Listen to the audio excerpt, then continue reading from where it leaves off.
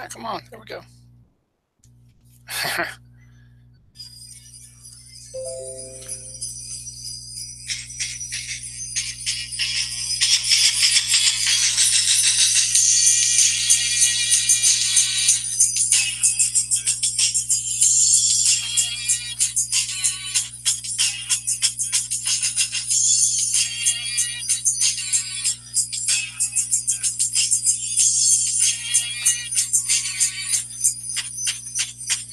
Merry Christmas again, everybody. This was Run DMC singing Christmas in Hollis. And this is my second part of the show because the first part, I wasn't sure if you guys could actually hear me because the headphone jack was put in, but I didn't have the headphones on. So I was afraid that the jack would take the sound away and you wouldn't be able to hear it. But I went back, I checked, everything's good. So we're just going to do this in two parts. So I read a number of books already. They're on top of this printer that's printing out stuff right now. Hopefully. Oh, yeah, there's a picture. Okay. It's a picture's coming out. It's coming. There it is. Is that it? Yeah. Okay. I was actually expecting it to be paper. paper. This is a picture. If you're sure. Okay. Enjoy. Just glad I had paper. Well, so to get started on this second part of the story, we're going to start with a Christmas story that everybody should know and everybody should love. It is Frosty the Snowman. Again, a little bit different than the cartoon, but this was adapted from the song of the same name, retold by Annie North Bedford, pictures by Corinne Malvern. See, school retro 1950 style animation. Well, shoot, I gotta reverse this again. Hold on. Boom. There we go. Makes it easier. Frosty the Snowman came to town one bright, cold winter's day. The first real snow of the winter had fallen the night before. In the morning, out came the children. They started to roll snowballs round and round the snowy yard. They rolled the snowballs. Soon they had two fine big ones. Round and round the yard again. There was this little snowball just the right size for a snowman's head. Billy ran home and brought 2 bits of coal to use for the snowman's eyes. Sally gave him a button nose and a funny corncob pipe. Hold on a second. This is the hand, all right. Tommy brought floppy galoshes and a scarf for the snowman, and Joe brought a pair of old red mittens to wear.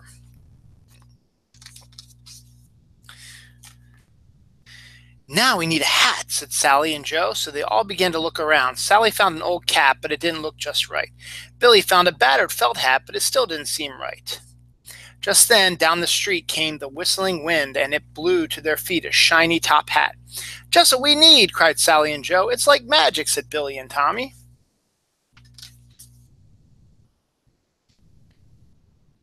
It was Tommy who picked up the shiny top hat and put it on the snowman's head. Zing! Tommy's hand sprang back with a shock. It's magic, gasped Tommy. So it is, said a deep, chuckly voice they had never heard before, and a pleasant sort of magic if I do say so myself. It's the snowman, whispered Sally, and so it was. Frosty the Snowman at your service, said he. That's how Frosty the Snowman came alive.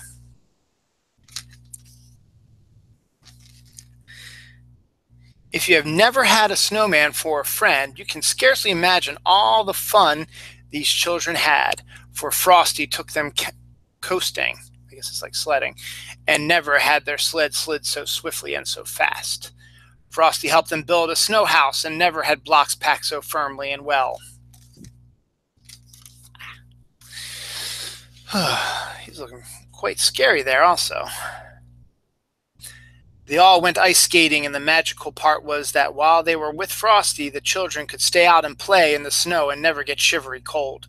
Was it Frosty's warm heart or his magical smile? Whatever it was, they thought it was fine. Each morning when the children came out to play, Frosty had a wonderful plan all set.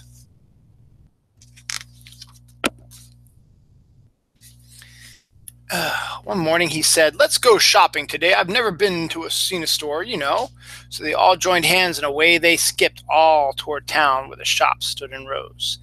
It was fun showing Frosty around, for he thought every window was wonderful. All around the town they led Frosty that day, while the warm wintry sun shone down. Uh-oh. Soon they came to a corner, and around the corner came a warm, gusty wind. Off went Frosty's hat, and away went Frosty after it. Then sang the traffic cop's loud whistle, and the children could not follow Frosty because traffic streamed by, buses and trucks and family cars. Went the traffic cop's whistle again. This crossing stood empty before them now, but there was not a sign of Frosty to be seen. Only down the street his top hat rolled all by itself in the melting snow. "Mr. Policeman," the children cried, "where's Frosty the Snowman gone?" "Oh," said the policeman, "Frosty the Snowman has gone away where all snowmen go on a sunny day, but he'll be back at your bidding and call whenever great heaps of snowflakes fall." How does he know? I'm just saying. And he will. The end. That was Frosty the Snowman. All right, this one's a fun one. This is Mickey Saves Christmas from Mickey Mouse Clubhouse. 'Twas the day before Christmas when in the clubhouse, there we go, let's see if I can do it this way. The friends had all gathered around Mickey Mouse. They gave Mickey lists that were written with care, and each hoped that Santa Claus soon would be there. Donald sat by a fire that burned gold and red, while visions of fire trucks danced in his head. Donald's wish list, fire truck. Just gotta get used to how this works. When up on the roof there rose such a clatter, the friends ran to the door to see what was the matter. When what to their wondering eyes should appear but Mrs. Claus riding a flying reindeer. She greeted the friends and then let them all know that without Mickey's help, Santa might never show.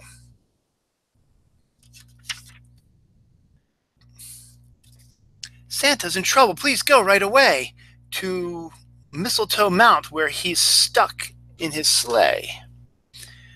Mickey explained there was no need to worry. "My good friends and I will get there in a hurry." He grabbed Mousecatools and took Donald along. And they jumped in the tune plane and shouted, "So long!" They zoomed through the sky on that cold winter day, and Toodles was there to help guide their way. Then suddenly clouds began blocking the sky. "We need help. We need help right away," Donald started to cry. That's Daffy, no. No, it doesn't work. "We need help right away," Donald started to cry. Toodles came to the rescue without a delay, with a spotlight that shine through the sky dark and gray. Oh boy.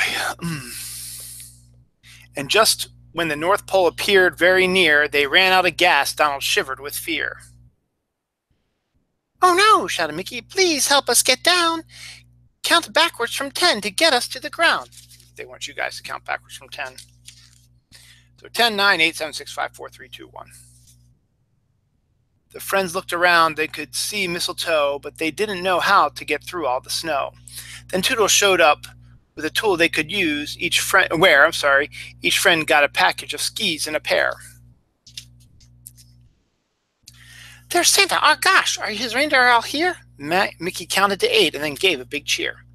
But Santa showed Mickey his sled that had stopped with the harness so broken it just sadly flopped. There's the reindeer. Pretty cool.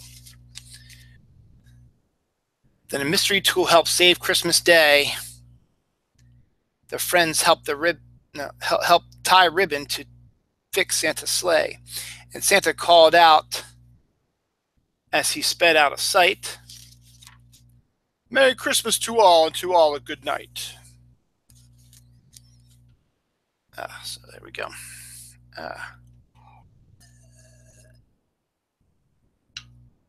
What's next? Yes. Now, I know a lot of people don't appreciate this, and don't like this. Think it's silly, goofy, whatever. But me and my family, we love this. It's a tradition we do, and there's really nothing you can do to convince us otherwise. So, get some red in this. So, without further ado, this is the story of The Elf on the Shelf, A Christmas Tradition, by Carol V. Abersold and Chandra A. Bell, illustrated by Coe Steinwert. This is the book you get when you receive your elf.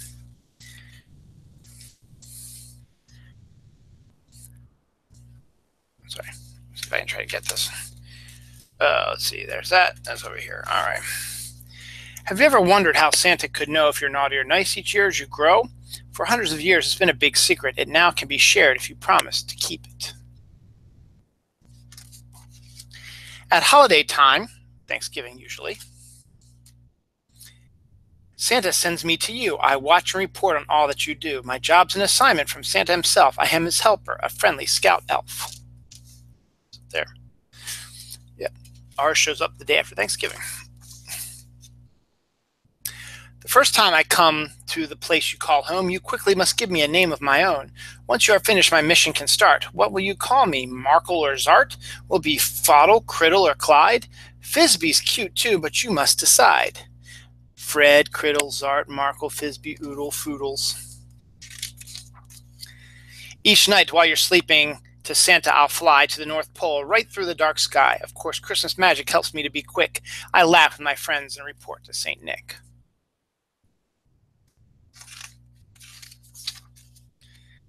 Let's see if I can get this closer. Whoa, that's a little too close there, buddy. I tell him if you have been good or been bad, the news of the day makes him happy or sad. A push or a shove I'll report to the boss, but small acts of kindness will not be a loss. In the car at the park or even at school, the word will get out if you broke a rule.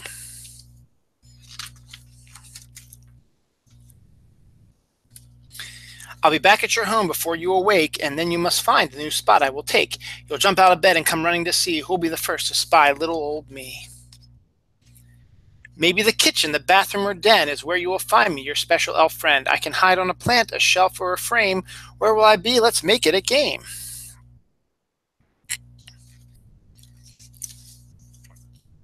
There's only one rule that you have to follow, so I will come back and be here tomorrow.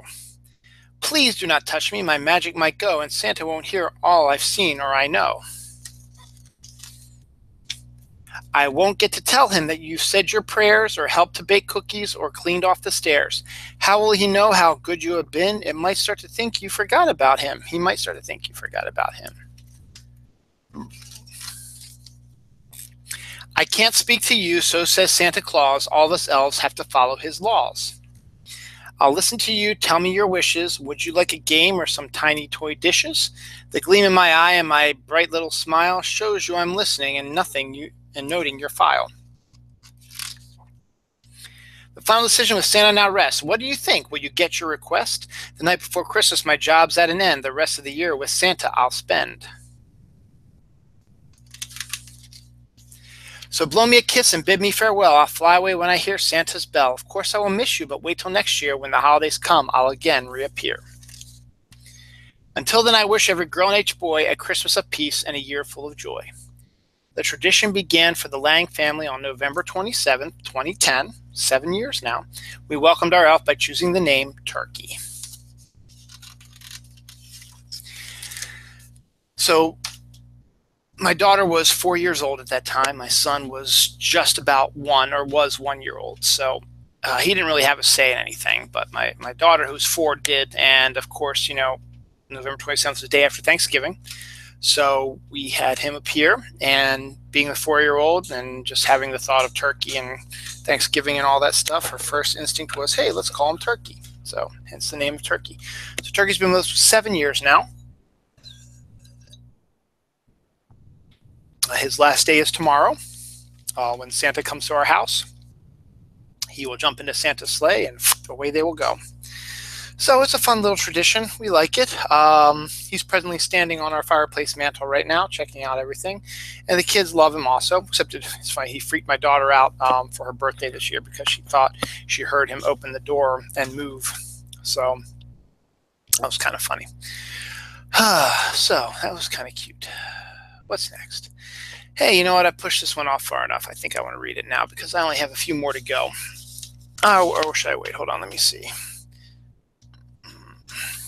No, I don't really want to read that. Or that. Or that, really. The very smiley snowman. No. Yeah, I already read One Snowblatt Family I Don't Need, so I don't think I'm going to read any of these. So we only got a few more to go, and then that'll be it. So I'm going to try to get this to go out for half an hour, so we'll have about an hour's worth of show. Don't forget the first part will be posted very soon, and this is the second part. So, I guess we will start with Phineas and Ferb, O Christmas Tree. It's another one of our classics.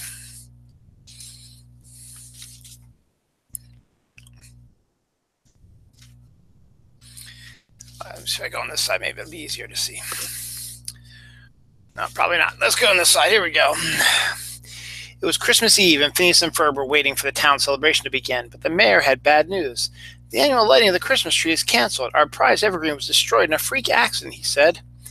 Ferb, Phineas exclaimed, I know what we're going to do today. We're going to find the perfect tree. Phineas and Ferb's older sister, Candace, overheard her brother. I have to find out what Phineas is up to, she thought. Later on, Phineas and Ferb's friends stopped by. What you doing? Isabella asked Phineas. Building a souped-up rocket-powered all-terrain evergreen detecting super sleigh, Phineas told her.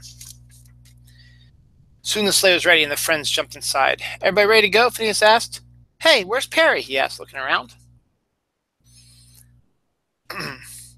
Meanwhile, Perry the Platypus, also known as Agent P, was heading into his secret lair. It was time to find out his assignment for the day.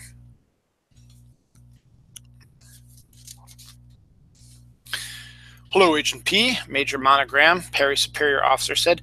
Dr. Doofenshmirtz is behind the destruction of Danville's Christmas tree. You must find out what he's up to. Phineas and the gang were about to leave when Candace burst into the backyard. Not so fast, you two, she said, but Phineas couldn't hear her over the loud engine as they started to speed away. Candace lost her balance and fell into a snow tube attached on the sleigh. The group traveled up into the mountains in search of the perfect tree. The sleigh changed to a snowmobile to climb the steep hills. Candace was trailing behind them unnoticed. Suddenly, the sleigh came to a screeching halt. Uh-oh, the trail is too narrow for the sleigh, Isabel said. We'll go on foot, Phineas told them. You sure it's safe to be out here all alone? Buford asked. We're not alone, Isabel replied. Phineas is here. Then all of a sudden a large snarling yeti jumped out. Buford stammered. That's the abominable snowman, Baljeet corrected him. Ah! Everyone exclaimed. Meanwhile, at the top of the very same mountain, Dr. Doofenshmirtz was preparing his latest evil invention. Just then, Agent P sailed in on a hang glider. The doctor quickly trapped Perry in a cage. Behold, the doctor said, my snow hurlinator. I'm going to use it to make a fool of my brother Roger the mayor by hurling giant snowball into the town square. Down the mountain, the yeti was approaching. Phineas, what are we going to do? Isabel cried. Don't worry, Phineas said. He doesn't want to hurt us. Right, Ferb said in agreement. Yetis are vegetarians, and they rarely show aggression unless they feel threatened. Phineas turned to the yeti. We only came for one special tree, and we brought seeds to plant in its place, he said. The yeti smiled. Soon the group was playing together like old friends. They played freeze tag, made snow angels, and built snowmen. Candace, however, was not having any fun. She had run into icy rocks, prickly thorns, and hissing raccoons. I'll get you, Phineas, she muttered.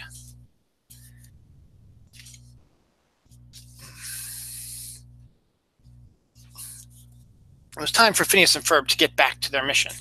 Hey, Mr. Yeti, Phineas said, where can we find a giant tree? The Yeti pointed to a beautiful evergreen in the distance. That's it, Phineas shouted. The Yeti yanked the giant tree from the ground. Isabel and Buford planted the seeds. Danville Celebration is going to be saved, Phineas exclaimed.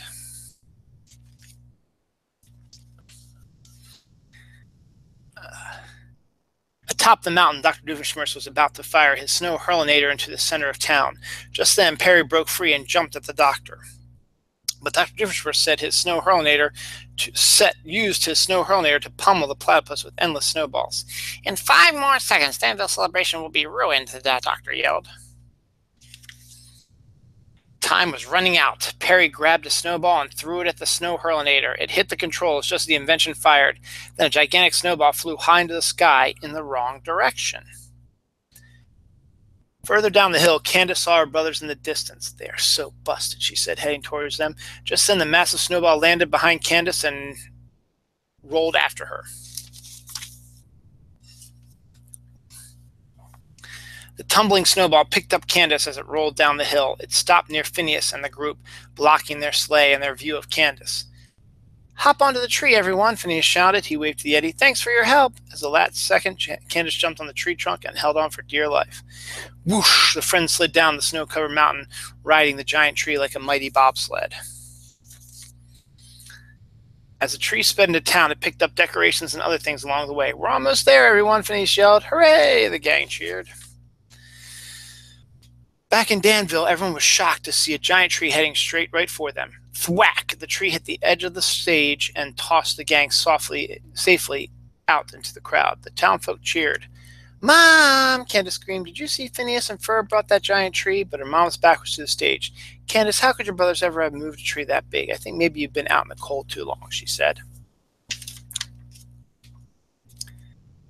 Back on the mountains, Dr. Doofenshmirtz tried to reload his invention, only to find that Perry had destroyed it. Curse you, Perry the platypus, he howled, his angry voice setting off a huge avalanche that carried him away. Perry snowboarded toward the party in Danville. Christmas mission accomplished. Whew, moving right along here.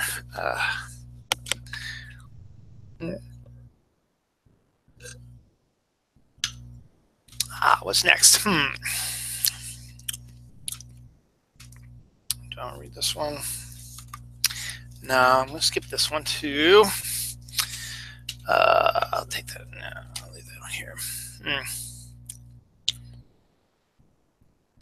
No, there weren't really any over here. So I got 4 more here, but I just want to hit a few little things real quick. I'll just run these down real quick. We have Christmas Carol, but I'm not going to read Christmas Carol because it's this long. It would take the rest of the night to read, and it's very boring, and it's long, and it's going to take forever, and I don't want to bore you. But everyone should know the history of Christmas Carol. But the one thing you should know is that this book, along with stories by Washington Irving, which I read, are also kind of dullish and boring, are what brought Christmas back to prominence that you expect to see nowadays. So with that, and also because Mr. Pasico asked, I will give a quick recap of what a Christmas Carol is for those who don't know. I played Bob Cratchit in one of the in my high school senior year. We did a play for our Christmas play, and I was Bob Cratchit. It was really cool. So basic premise behind a Christmas Carol is everybody knows is Ebenezer Scrooge is a what we call a hoarder of money, doesn't give any money to anybody, is a bah humbug, hates Christmas. He treats his employee Bob Cratchit like crap. Bob Cratchit has a huge family, and you know what? You all know the story. I'm not going to do it. I'm getting tired anyway. So, sorry, Pasico, you know the story. So, I was going to do like a quick synopsis of all the movies, but needless to say, Ebenezer Scrooge got visited by 3 ghosts of Christmas past, present, and future, which shows that being a mean money grubber is not right, and in the end, he decides to be a good person. That's all you need to know. Christmas Story, my favorite movie of all time, about a boy who wants a BB gun for Christmas. That's all he wants, and it's about his adventures leading up to Christmas. Everybody tells him he can't get it. He'll shoot his eye out. But luckily, spoiler alert, his dad gets it for him at the end of at Christmas time, and he ends up shooting his eye out. Not literally, but gets a cut here. And then realizes that, you know, his parents were not so dumb after all. So that's kind of interesting as well. Christmas Vacation, you already know all that. The Griswolds decide to have a fun family Christmas at their house, inviting all their relatives over, in-laws and grandparents and aunts and uncles and cousins, and everything that can go wrong does go wrong for the family. But in the end, Christmas love prevails and it's Christmas time. So those are a few. So for one more interpretation, I got this book last year for my son because he saw the movie for the first time. Again, this is a different take on the film, but it is a fun one. It's the Home Alone Christmas Story. It is definitely kind of a different take on the movie. It keeps the general themes, but there's some other things in here that you don't see. It's based on the story written by John Hughes and directed by Chris Columbus, and it's illustrated by Kim Smith.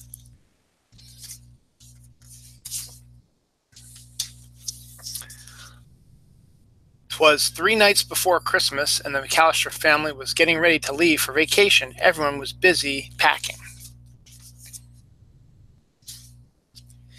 Everyone except Kevin, who was busy getting into trouble. Go straight to bed, his mother demanded. That's enough trouble for one day. Lying in bed, Kevin could hear voices and laughter coming from downstairs. Everyone was having fun without him. I hope I never see my family again, Kevin whispered. I wish I was home alone. And there's in the background is Marley. The next morning, the house was very, very quiet. No one was shouting. No one was running around. No one was telling Kevin to hurry up and eat his breakfast. No one was home. Finally, Kevin realized what had happened. I made my family disappear. For the first time ever, Kevin had the house all to himself. He raced up and down the halls. He jumped on all the beds. He ate a giant ice cream sundae for breakfast. After watching hours of television, he searched through his brother's private stuff and rode a toboggan down a giant mountain. He even tried his father's aftershave lotion. This was not a good idea. It stings. Ah! But sometimes it was scary to be all alone. Kevin was especially afraid of his next-door neighbor. Old Man Marley was the scariest person who lived on their block. And that night, Kevin heard whispers outside the living room window, living room window. Burglars snooping around the house. You see, Marv said, most of the houses on this street are empty. Everyone is away for the holidays. Perfect, Harry said. We'll come back tomorrow night and steal everything. Kevin was so scared he dialed 911, but the telephone didn't work. The wires had been damaged in a snowstorm. After hiding under his parents' bed for a long time, Kevin decided that he was being silly. Only a wimp would be hiding, and I can't be a wimp. I'm the grown-up of this house, and I need to act like one. The next day was Christmas Eve, and Kevin had plenty of grown-up work to do. He walked to the grocery store and bought food. He put his clothes in the washing machine. He decorated a Christmas tree, and he hung Christmas stockings for his parents and brothers and sisters. I miss you guys, he whispered. I wish you would come back. Kevin's family always went to church on Christmas Eve, so that's what Kevin did too. After the service ended, he saw his scary next-door neighbor, Old Man Marley, sitting nearby. You didn't have to be afraid, Mr. Marley said. The kids in the neighborhood have lots of spooky stories about me, but they're not true. They talked for a while. Kevin realized that Mr. Marley was in fact a very nice man. Are you visiting anyone for Christmas? Kevin asked. No, Mr. Marley said. I miss my family and I'd like to see them, but my son and I are fighting. I said some angry words that I didn't mean. Kevin knew exactly how Mr. Marley felt. Kevin remembered wishing his family would disappear, but he hadn't really meant it. You should try talking to your son, Kevin said. Maybe I will, Mr. Marley said. When Kevin left the church, it was already dark. The burglars would be coming soon. He ran all the way home. Kevin made a battle plan that was full of booby traps.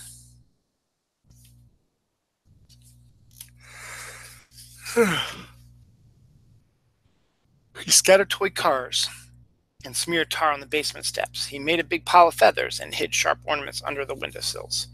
He sprayed water on the front steps and tied paint cans to ropes. He stretched a tripwire through the hallway and built an escape route to his treehouse.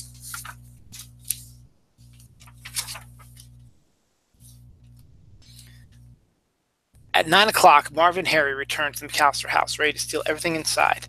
They didn't know that Kevin had sprayed water all over the steps, or that the water had frozen to slick, slippery ice. The burglar stumbled into all of Kevin's traps. Yick! Yow! Wah! Ew!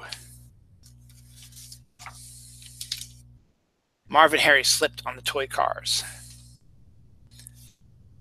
and were knocked over by paint cans. Kevin escaped through his bedroom window and ran next door to his neighbor's house. Unfortunately, Marv and Harry were close behind. "Now we've got you, kid," Harry said.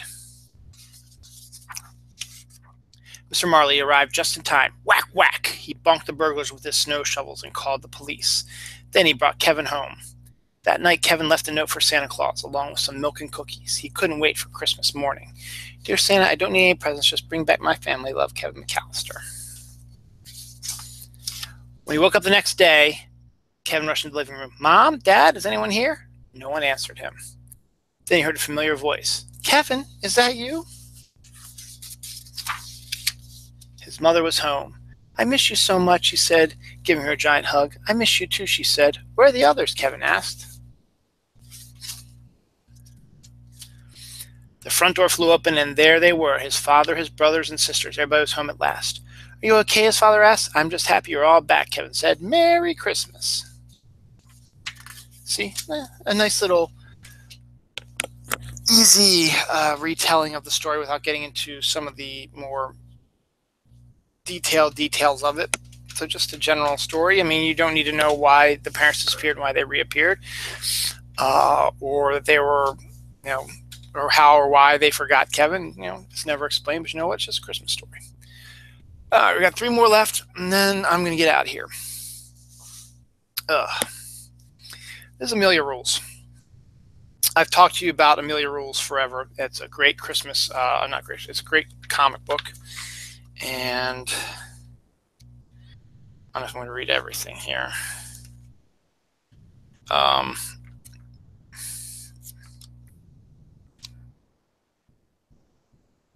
Yeah, maybe it will. It's about, see, 140 to 109. It's about 31 pages long. Maybe not all of it, but basically what you need to know is just a few little things I want to read with them from Amelia Rules. Well, here we are, the saddest night in all of kiddom, the night after Christmas.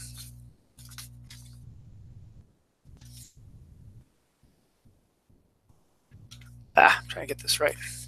See if I can read this. At no point in the year will we be further away from next Christmas than we are right now.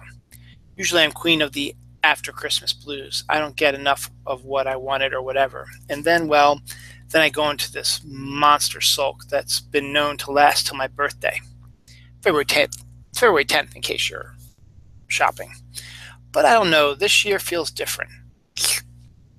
It's hard to say when the whole thing started, but I guess it began with Reggie and the day he decided to find out the truth about Santa. So then I'm just going to skip all this. So basically, Reggie and his friends are trying to figure out, about Santa. And actually, no, we'll read this part because it's interesting. "Amelia, you're back. You were away for 3 days, so that was why the world felt full of joy. Ha ha ha. You won't be so smart when you see the pre-Christmas loot I got." "Pre-Christmas loot?" "Yeah, from my dad. I've been working on my dad's divorce guilt, and it paid off big time. Video games, Barbies, CDs, chemistry set, telescope, easy bake oven. The Holy Grail." "Wow. You must needed a truck to get it back from New York." "Just about."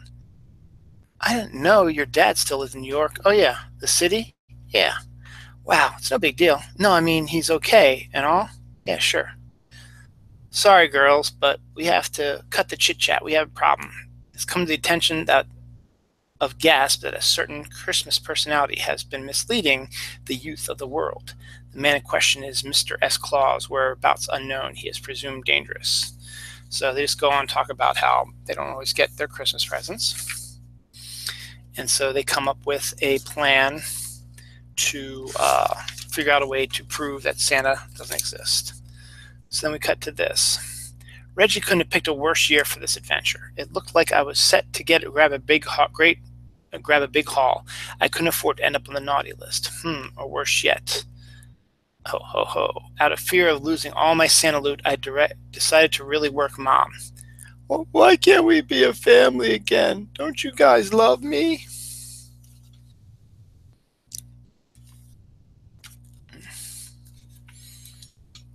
Sorry, this is hard. In my favor, I had the impressive bunch of bribes, or I mean gifts from my dad. Believe me, no kid wants to be shown up by their ex. Believe me, no parent wants to be shown up by their ex. So armed with the Toys R Us catalog, I saw my opportunity. I decided to sell it hard. So they start, she starts, playing on the guilt that they might not be able to get enough gifts. So she's talking about all the gifts she wants to get. And then the mom says, Amelia, I know what you're doing. What? What are you talking about? You can't play me, young lady. And her aunt goes, wow, I think it's time to check on that imaginary cake I'm pretending to bake. Mom, look, sweetie, I'm glad your dad brought you all those gifts. Really, I am. But I can't do that. We just don't have the money. We need to save for a house. We can't impose on Tanner forever. Listen, I know you've been good, and in spite of everything, you've held it together, but you'll have to be content with whatever Santa brings. This was a disturbing conversation. First, I discovered that I'm poor, not only that I'm a Tanner tantrum away from being homeless. Second, Mom is buying me no gifts at all. I have to rely on Santa, which would be fine if he does in fact exist, and if it solely escaped being named Naughty, which is, as you're about to see, was not likely. So they have an event where things go wrong and they wreck a Santa thing. So in the end, they all disrupted the Santa Claus thing, so they're all pretty much naughty. So they're all kind of freaked out. So they go to Pajama Man's house, who we can't talk. He's poor also. Later that afternoon, I stopped by Pajama Man's house. I had never been there before, and it wasn't what I expected. The place was tiny and kind of a mess. It was pretty obvious his folks didn't have much money. I'd been feeling sort of sorry for myself after what my mom said, but suddenly I was feeling pretty lucky. While Pajama Man was out of the room, I noticed this clipping from a catalog taped to the fridge. It caught my eye, because it was for the red Captain Ninja, which was at the top of my want list. I really thought Dad would have come through with it, but I guess they're pretty hard to find. By the way, this is by Jimmy Galmley. So he had no idea. So she has no. I had no idea Pajama Man was poor as dirt. He's a latchkey kid, And so he explains latchkey. So things went on as usual. It was all interesting, and so we go back to the main reason why they wanted to go see if Santa was real, because Pajama Man never got any presents because he was poor, and they wanted to know, well, Pajama Man was so good, why didn't he get any presents? So was Santa real? Because why shouldn't Pajama Man get any presents? So Amelia goes to her Aunt Tanner for advice. Tanner, I have a question. Is there really a Santa Claus? You should ask me these things before I have 3 eggnogs. Yeah, I think there is. Really? You're sure? What brought this on? Afraid you won't get your mountain? No, it's just I have this friend, and he hasn't gotten any presents in years. No presents at all. And I can't figure out why. When I was a kid, I really liked this song, Still Rock and Roll to Me. It's by Billy Joel, and one of the reasons I liked it, the big reason really, was one line. You shouldn't try to be a straight A student if you already think too much. That's pretty good. I thought so. It was like my motto for years. But the thing is, one day I read the lyrics and they were completely different. Should I try to be a straight A student? If you are, then you think too much. I was devastated. But even knowing the new lyric, it never replaced the one I'd made up. Do you know what I'm saying? Yeah, Santa's like Billy Joel, and the lyric is Rudolph, and actually, no. All I can tell you is what I think, and the truth is I believe in Santa now, probably more than when I was little. There is real magic at Christmas, I mean, it's completely corny, and I probably would be stripped of my Replacements fan club membership for saying so, but it's true, and anytime you find magic in this world, you have to fight hard to keep it. I think what you're really asking, though, is why isn't life fair? And I'm sorry, sweetie, but I don't have an answer for that. But listen, you shouldn't have such a heavy heart on Christmas Eve, so close your eyes and be certain that Santa is on his way. And when you sleep, dream of all the gifts you will receive and the ones you already have. Psst, Amelia. What? Who's that? Ho, ho, ho. Santa!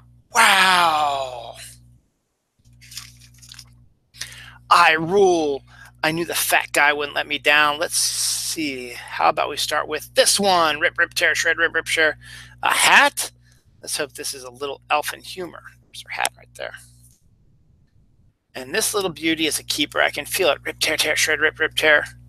And it's the red action figure. And then she feels guilty because she saw it on Pajama Man's. And so she has a look on her face like, So she rewraps it up, puts on her coat, walks over to Pajama Man's house on Christmas morning. Saw him lift up the mat to get the key, unlock the door, sees the tree, sees the angel, puts the present down, hears the noise, and goes away. There's Pajama Man walking by. He stops, comes back, sees the present, looks around, opens it up.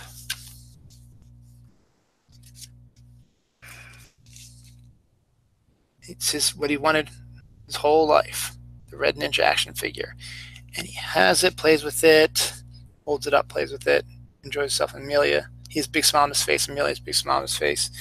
Door closes and he looks out the window and sees someone running away, and whoop, he thinks it's Santa.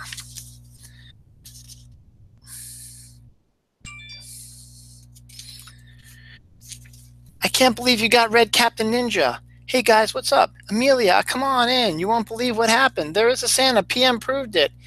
He saw him leaving his house. He said he was kind of short, but it was definitely him. He even dropped his hat. There is a Santa Claus. Hearing that made me happier than I'd been in a long time, because last Christmas I lived with my mom and my dad on West 86th Street in Manhattan.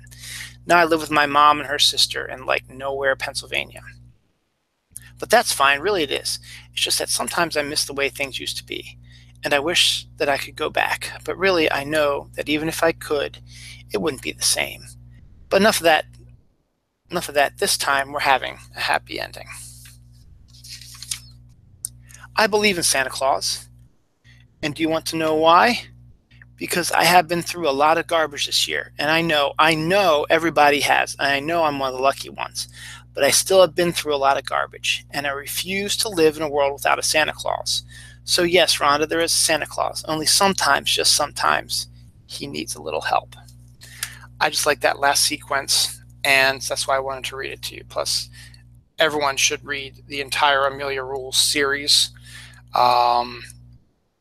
This is just one story of it from the first book. There are, I believe, 7 or 8 of these books, so definitely worthwhile. All right. 2 more to go, and then we will go enjoy the holiday. And it's 2 classics.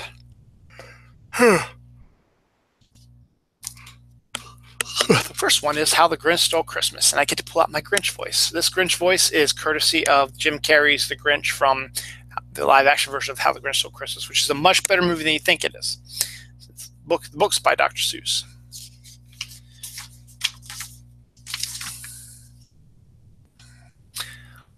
Every Who down in Whoville liked Christmas a lot. But the Grinch, who lived north of Whoville, did not. The Grinch hated Christmas the whole Christmas season. Now, please don't ask why. No one quite knew the reason. It could be his head wasn't screwed on just right. It could be perhaps that his shoes were too tight. But I think the most likely reason of all may have been that his heart was 2 sizes too small.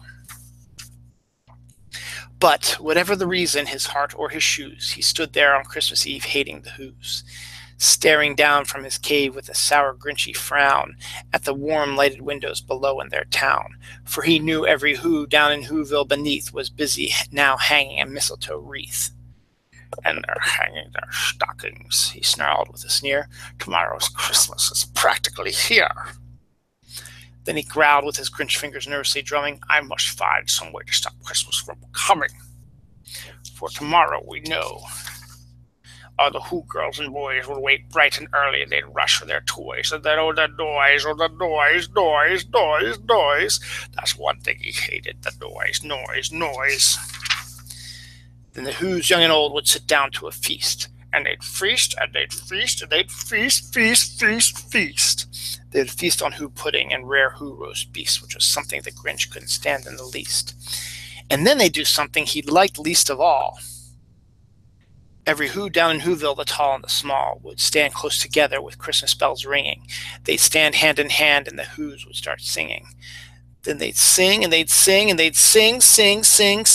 And the more the Grinch thought of this Who Christmas sing, the more the Grinch thought, I must stop this whole thing. Why, for 53 years I've put up with it now. I must stop this Christmas from coming. But how? Then he got an idea, an awful idea. The Grinch got a wonderful, awful idea. I know just what to do. The Grinch laughed in his throat, and he made a quick Santa Claus hat and a coat. And he chuckled and clucked, what a great Grinchy trick. With this coat and this hat, I look just like Saint Nick. All I need is a reindeer. The Grinch looked around, but since reindeer were scarce, there was none to be found. Did that stop the old Grinch? No, the Grinch simply said, if I can't find a reindeer, I'll make one instead. So he called his dog Max. Then he took some red thread and he tied a big horn on the top of his head.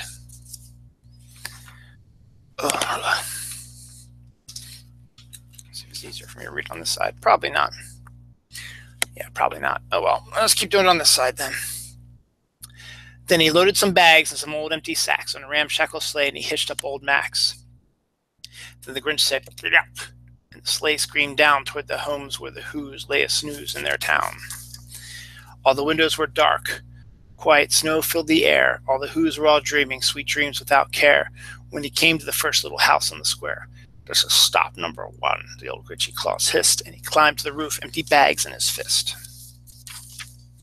Then he slid down the chimney, a rather tight pinch, but if Santa could do it, then so could the Grinch. He got stuck only once for a moment or two. Then he stuck his head out of the fireplace flue, where the little Who stockings all hung in a row. These stockings, he grinned, are the first thing to go. Then he slithered and slunk with a smile most unpleasant around the whole room, and he took every present. Pop guns and bicycles, roller skates, drums, checkerboards, tricycles, popcorns, and plums, and he stuffed them in bags, and the Grinch very nimbly stuffed all the bags one by one up the chimney.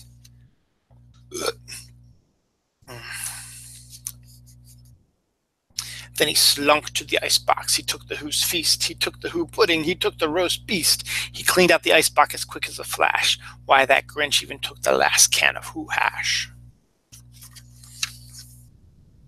Then he stuffed all the food up the chimney with glee. And now, Grinch, I will stuff up the tree. And the Grinch grabbed the tree and he started to shove. When he heard the small sound like the coo of a dove, he turned around fast and he saw a small Who, little Cindy Lou who was not more than 2. The Grinch had been caught by this tiny Who daughter, who'd gotten out of bed for a cup of cold water. She stared at the Grinch and said, "Santa Claus, why? Why are you taking our Christmas tree? Why?"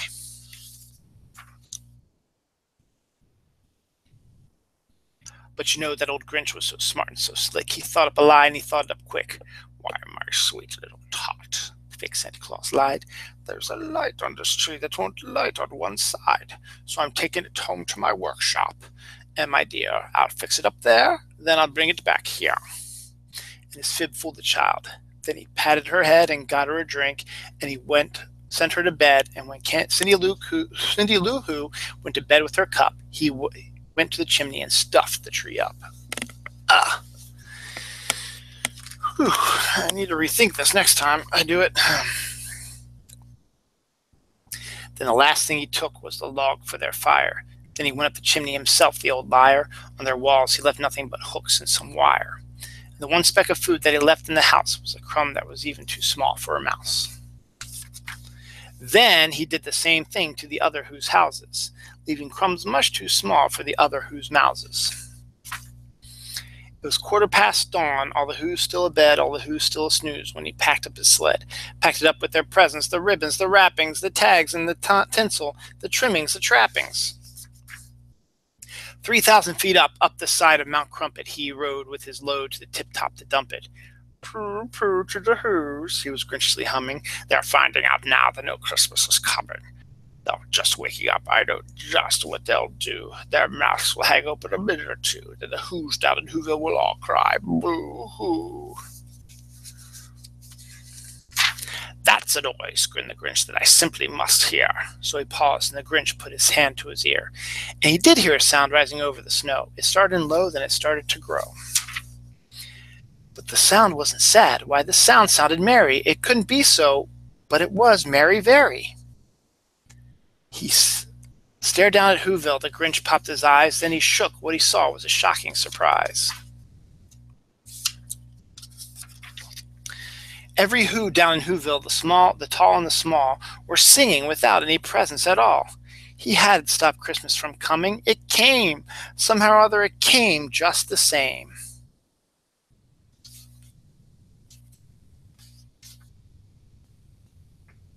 The Grinch, with his Grinch eyes cold as snow, stood puzzling and puzzling. How could it be so? It came without ribbons. It came without tags. It came without packages, boxes, or bags. And he puzzled 3 hours till his puzzler was sore. Then the Grinch thought of something he hadn't before. Maybe Christmas, he thought, doesn't come from a store. Maybe Christmas, perhaps, means a little bit more.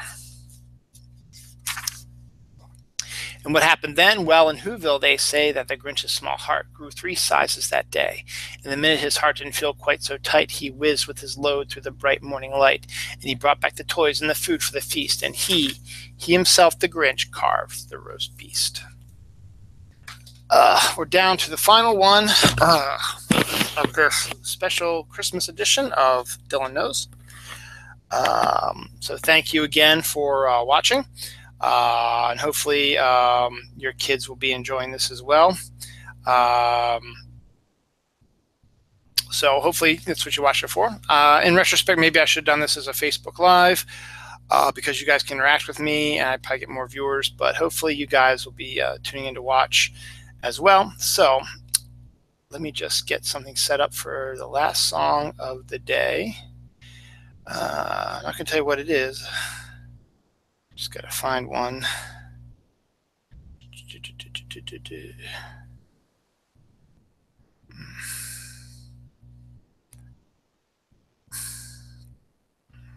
It's weird. We just type in something and no one famous comes up.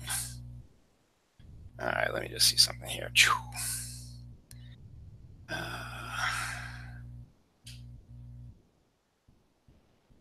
No. No, I guess I'll just go to this and find out what version I have. And you know what? I'll just do this one. I'm sorry. I know this is fascinating. I just need to get it set up.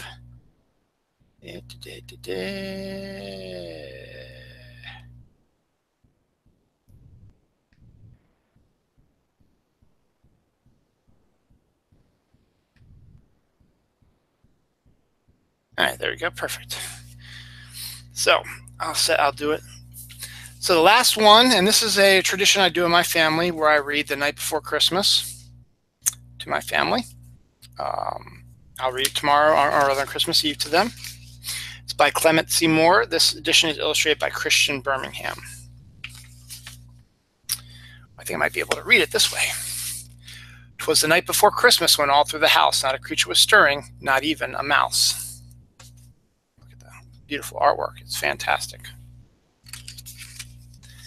The stockings were hung by the chimney with care in hopes that St. Nicholas soon would be there. The children were nestled all snug in their beds while visions of sugar plums danced in their heads. And Mom in her kerchief and I in my cap had just settled down for a long winter's nap. When out on the lawn there rose such a clatter, I sprang from my bed to see what was the matter. Away to the window I flew like a flash, tore open the shutters and threw up the sash.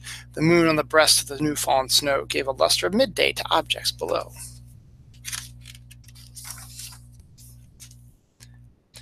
when what to my wondering eyes should appear but a miniature sleigh and 8 tiny reindeer.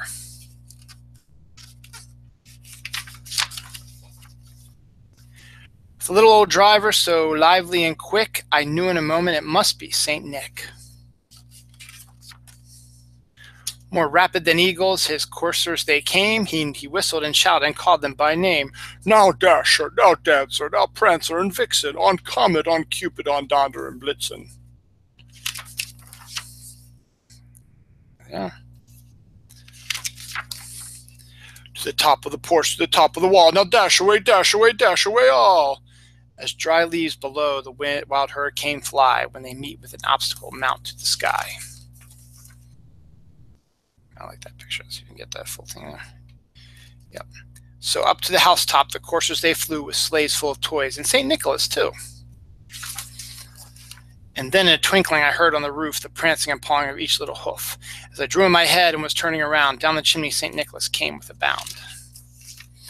He was dressed all in fur from his head to his foot, and his clothes were all tarnished with ashes and soot.